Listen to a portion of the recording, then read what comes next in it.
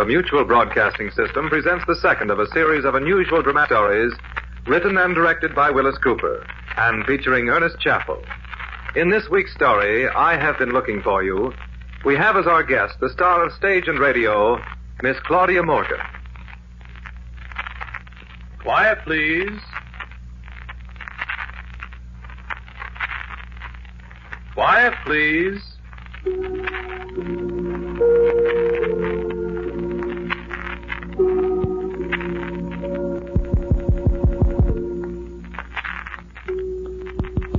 Story is entitled, I Have Been Looking for You.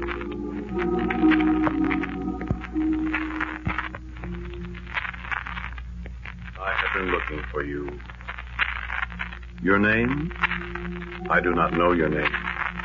Perhaps you are Anaitis, or Lygia, or Bernice. You are Mary, or Alice, or plain Jane. You are Mercedes, Libushka, Colette. Where are you, love? I heard your voice when I was a child, when I was new in school, when I was a tender lad unknowing. I heard your voice as I passed the schoolroom door. 7 times 7 are 49. 8 times 7 are 56. 9 times 7 are 63. But I pushed the door ajar and looked, and there was only a schoolroom full of children and a teacher at a desk. The cadence of your childish voice hung in the sunny air in the schoolroom, but I couldn't find you. And wondering, dreaming, I closed the door and went my way on to the confusion of another schoolroom. But your voice was with me, and I have not forgotten. Many times I heard your voice, love, as I grew older. There were other girls in my boyhood, sweet, clean-limbed girls I remember now through the years. Helen with the yellow curls. Gladys, the tomboy on her bicycle. Paula in the library. Kate, Dorothy, and Janet, and crippled Margaret. Then my playmates taunted me because I had no girl of my own. But I smiled a secret smile as I turned away and walked homeward along the elm-shadowed, the flower-sweet streets at night. For always you were somewhere. And I knew I should find you one day, somewhere. How many years have passed this love? How many summers, how many yesterdays, how many heartbeats? But I knew that I should find you. I saw you at a distance sometimes, a gay red bathing suit on a beach, a fluttering tartan scarf on the winter hillsides against the snow. But when I ran to greet you and call you mine, you were gone. You had vanished. A day came when I was a young man and went away to make my fortune.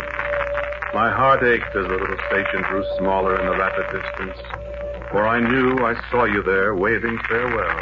Was it to me? And I thought frantically of leaping from the train and returning. But a cloud of dust swirled up behind the train, and when it was gone, you had vanished.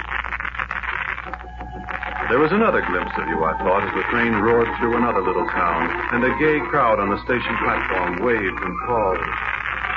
And I knew then. I knew that wherever I should go, you would be always. And tears came to my eyes, as I thought perhaps I should never see your face, but always follow you, and never leave. Yes, I was young for love, but I loved you then as I loved you that first day in school. 7 times 7. And as I love you now that I have found you.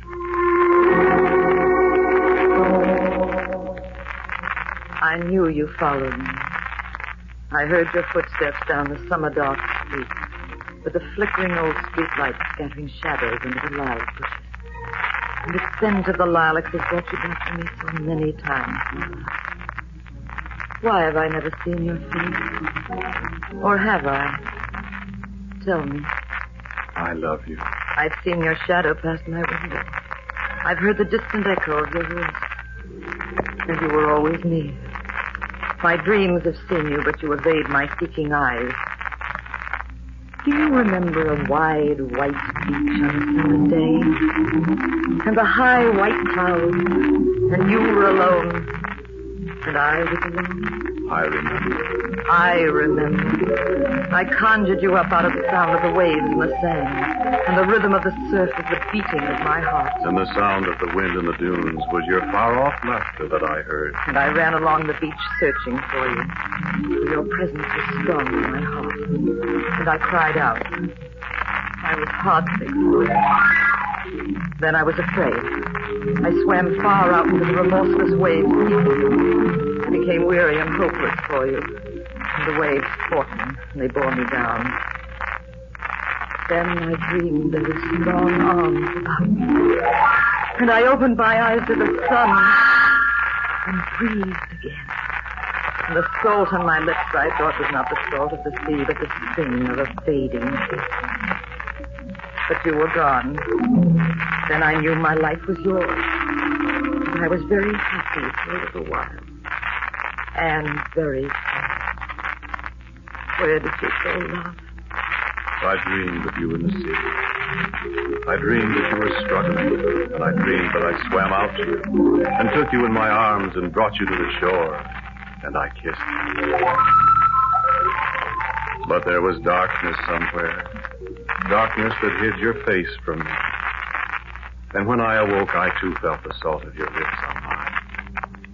Was I never to see you, never to hold you in my arms in life? I sought to forget you. You must forgive me that. I thought that my mind was sick, that I dreamed in my waking hours. But which was the dream, and which reality? And how could I escape the vision of you? Always I was haunted, tortured by the thought that you were near me, around the corner, waiting perhaps with a smile of welcome when I should find you. Do you remember? You must. I remember. When did you walk down an avenue in the snow? The lights were golden from the windows inside, and the bells chimed softly in the twilight. The streets were filled with cheerful people hurrying happily in the white darkness. And I was alone, until you hastened past me, a dim shape in the swirling snowflakes. And I followed you until you disappeared in the storm. The cheerful, flat laughter of the people on the street mocked me again. This is foolishness, I thought. There is no one. I am alone. We shall never find each other. And when I wept in my sleep that night, it was your hand that wiped away my tears. I dreamed of a woman weeping, and I kissed her eyelids as she said. You went away.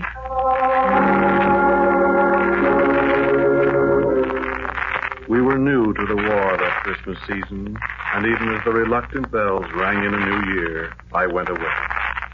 I remember the gloomy, cold station. I remember the unhappy sergeant shepherding 24 motley civilians away from the lights of the city to the drafty cars that were to take us somewhere.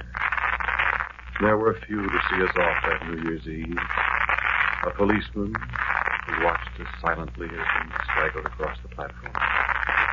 And an old man who offered us his bottle and mumbled of his days at the wars of Siboney and San Juan and the girl he left behind him. And a group of belated commuters turning away from us to study the blackboard with train arrival. And as they closed the doors of the coaches, a fat woman pounding on the window, mouthing frantic goodbyes to a little man who turned away from her. But when our train began to move from the station, a glimpse of a woman standing alone under a dusty electric light on the platform. And then I knew, as I remembered once before, that I could never wholly go away from you, that we belonged to each other, though I might never see your face. I was close to death many times in the war. At Cassering Pass, when John Sutherland and I were alone one night with Rommel's armor on the other side of the hill, we were to watch. And at last we knew they were coming, and one of us stay while the other went back in the back with a message. I was afraid to stay. But I argued with John in the petty pride of my terror, saying I would stay while he should go back to what might mean safety for a little while. But he was tired, he said, and I was not. And he would stay. And so I went. Then 20 steps away from him, I heard the 88. It smashed in his mouth. I spoke to him and told him to stay. And I was wounded afterward. That night I lay in the hospital tent and something happened. I knew I should die. I had no voice to call. And in the last blackness before my senses went, a nurse came hurrying to my side. It was you, I thought. But when morning came, I saw the same familiar nurse I'd known for days. He was asleep and I awakened him. Did you watch over me all those years? Was it your voice I sometimes heard in the still night? Have you loved me so as I have loved you? What must we do?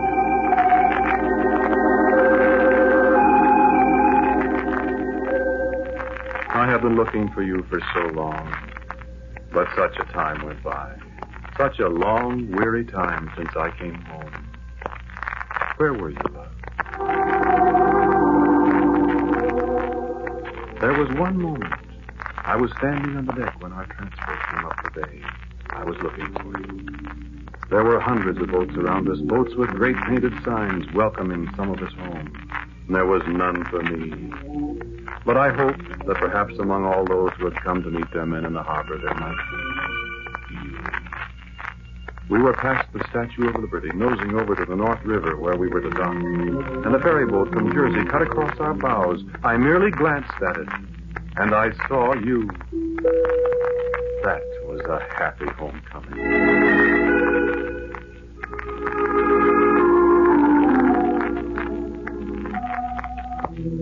But when I came back to New York, when I took off my uniform and went to work again, you were gone. I searched for you.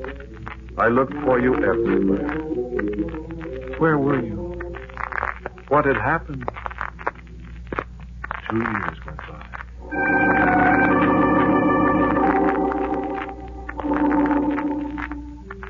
I saw you, love.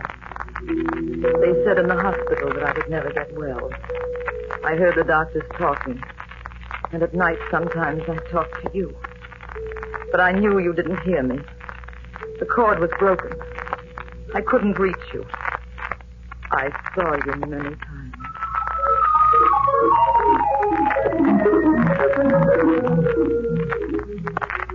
I had buried myself in my work, they said. Whatever the work was, I'd forgotten. I'd forgotten everything except that I loved you. And I tried to forget that, for I was afraid that you were gone from me forever, and I should never see you, never hear your voice again, never know your nearness as I had grown to know it. I tried to lose the thought of you among 7 millions of people, among the high buildings and in the sounds of the city around me, and I almost succeeded. But then I saw you.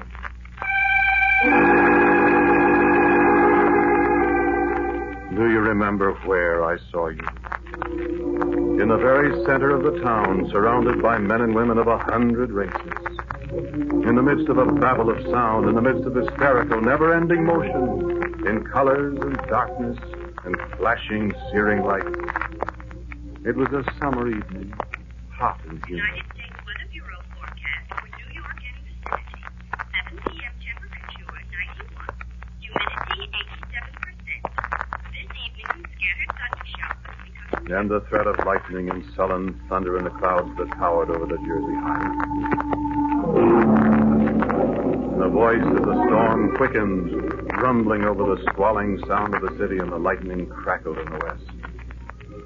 I was on my way home after a sodden day in the tiny office above Times Square. One of the beaten, hungry millions at the end of a colorless, unhappy day. And the subway, the crowds, and the guards pushing the milling crowds into the airless, stuffy cars.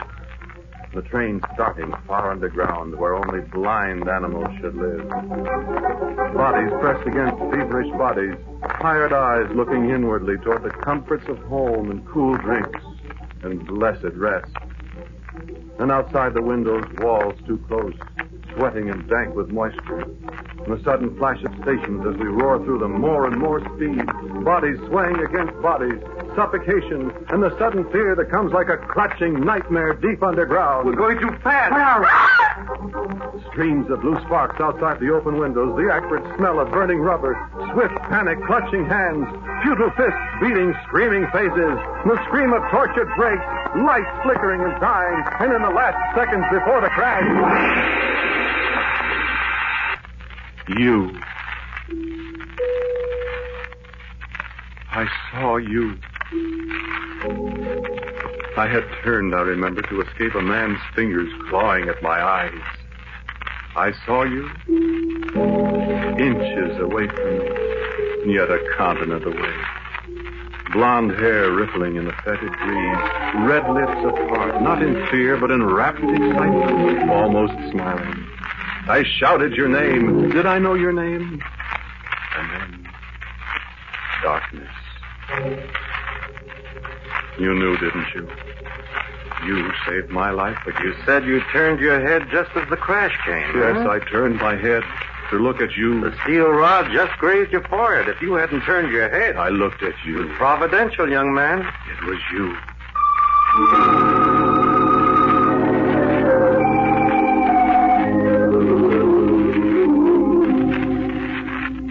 I knew you were there, among all those scores of frightened, screaming men and women. I knew you were there. And I saw you. In the last flickering of the lights, I saw you. And then you were gone. Forever, I thought. I thought you died in the subway wreck. For long months you were dead to me. My mind refused to think of you. I couldn't picture your face again. But now I know I was near you many times. I entered a restaurant as you left it. I left the elevator at the 14th floor one day. I got on at the 15th. I turned to look in a shop window as you passed by. I picked up a book at Bentana's that you just laid down, and I knew I could. And the bus driver gave me change that had come from your purse, and I knew. You sat behind me at a Berlovsky concert at Carnegie Hall, and I dreamed that night. The telephone booth at Grand Central. Your perfume still was there.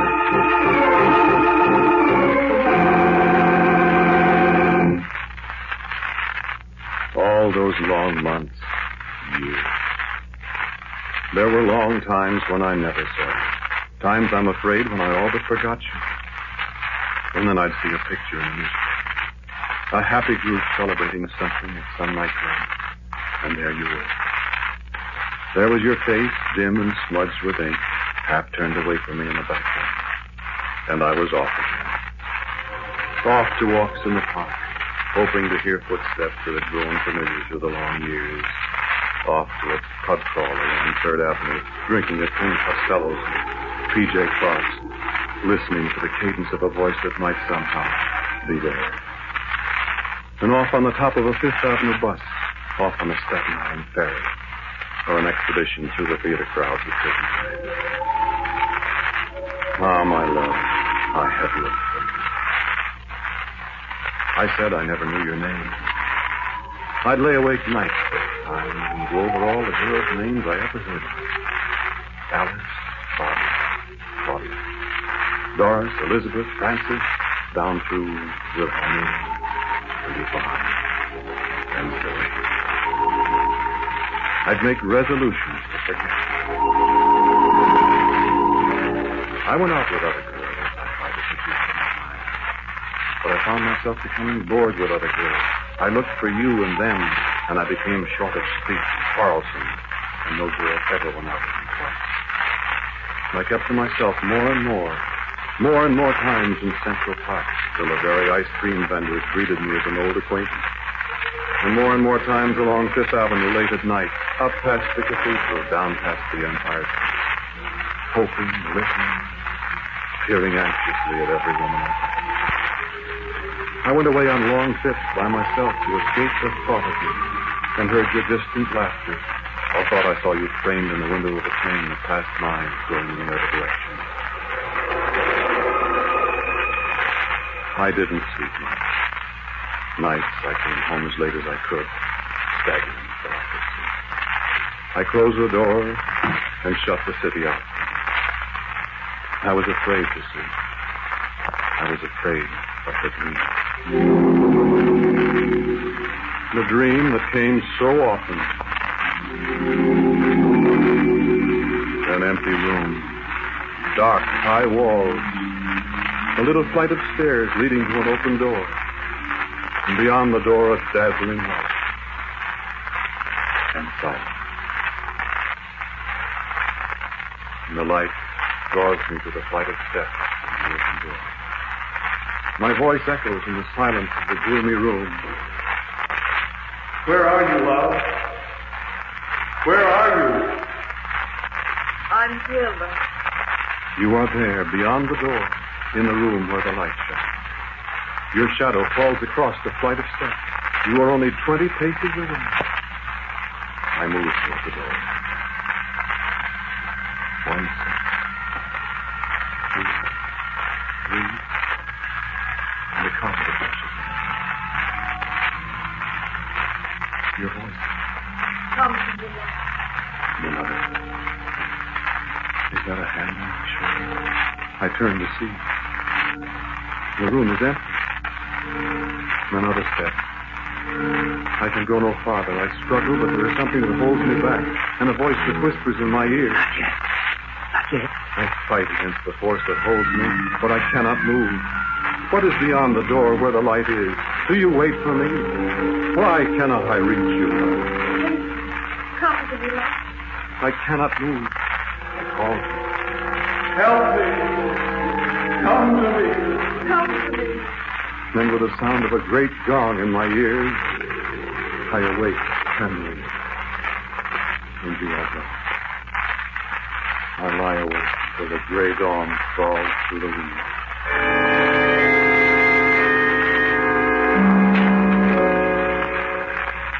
The dream came to me last night. A great bright room. A light that dazzles my eyes. And I cannot move. A door that leads to darkness.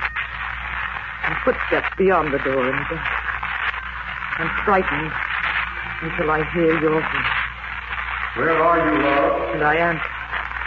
And then I know your footsteps coming to me from the darkness into the light that dazzles me.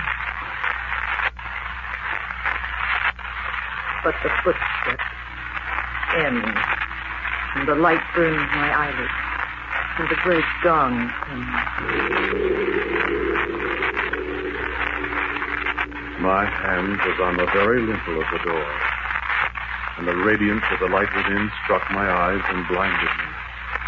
And again I awoke, trembling. Did this mean that I was soon to find you? Am I to see, to hold you in my arms? What will I do?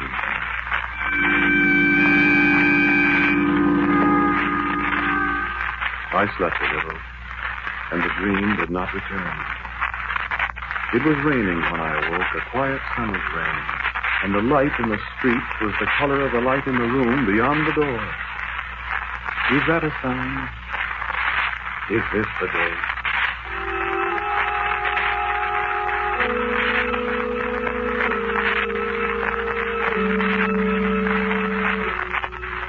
It's raining. I dreamed of a voice that I knew. I asked him to come to me. Is this the day? Is the dream a message from somewhere telling me that this is the day? I dress hastily, and I see that it's already 8 o'clock. Perhaps I shall meet him today. I shall wear my new scarlet raincoat. I'll know him when I see him. Will he know me? Passing. Outdoors. Rain. Good luck, a taxi cab. Shall I meet him today?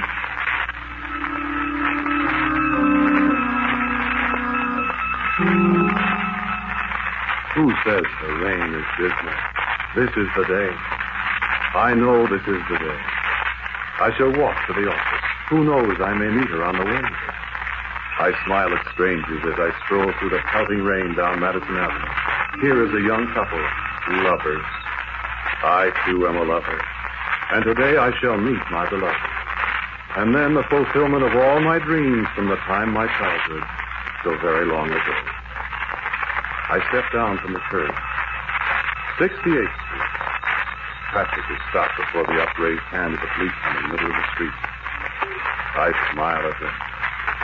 And I do not see the taxicab careening around the corner against the light, the driver frantically tugging at his wheel, very slowly it seems to me, and the cab coming straight at me. And as I looked up, the cruel wheels half a foot from me, you.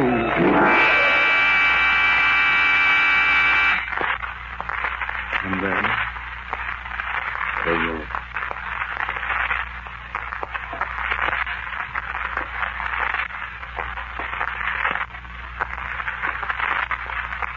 The dark room with the little stairs and the door and the dazzling light beyond.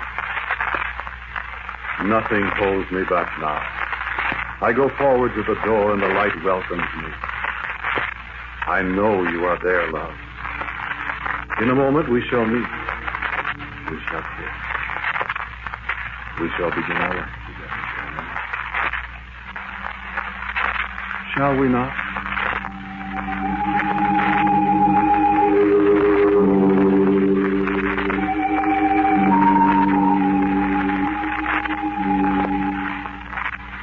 Love, where are you? Love, I'm here. With you forever.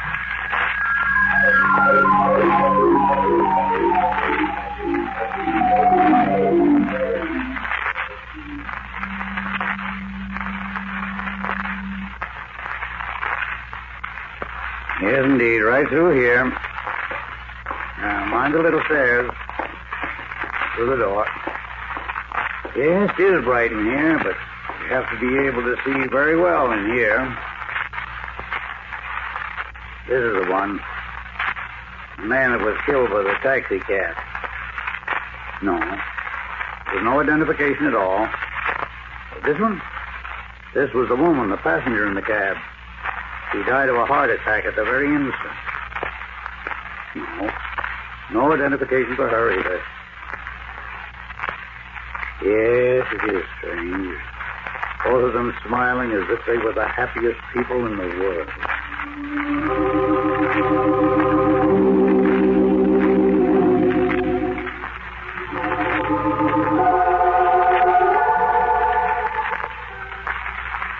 Together. Together.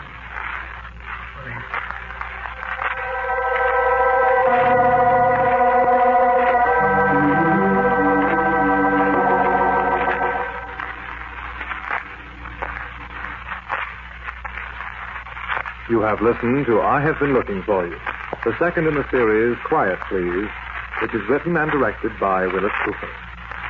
Ernest Chappell was the man who talked to you.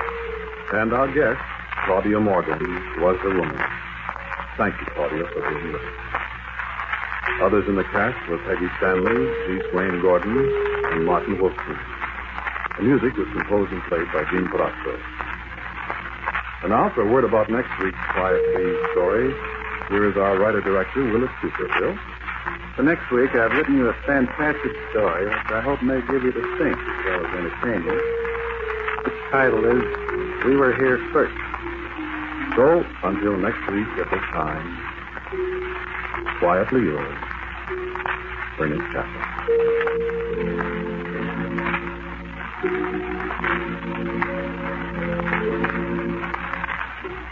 This program came from New York.